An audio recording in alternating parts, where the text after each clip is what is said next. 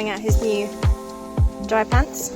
So we are motor sailing with about 4 knots. There's barely any wind, so it's a really nice, gentle leisure sailing. It feels much nicer sailing in the south compared to the east. It feels a bit more friendly and a bit more like home.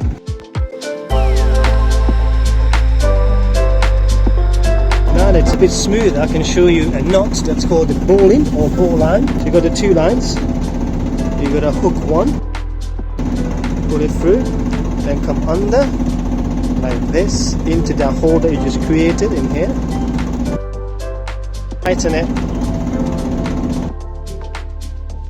and if you want to undo it, you just have to pull this down. So it's really simple but really strong. These are the fishing lines that you want to pay attention to and look out for. They are little black flags, because obviously having a black flag makes perfect sense. To keep off the line, we're going to go round so the tension's there, and then we're just going to twist this way, over and pull.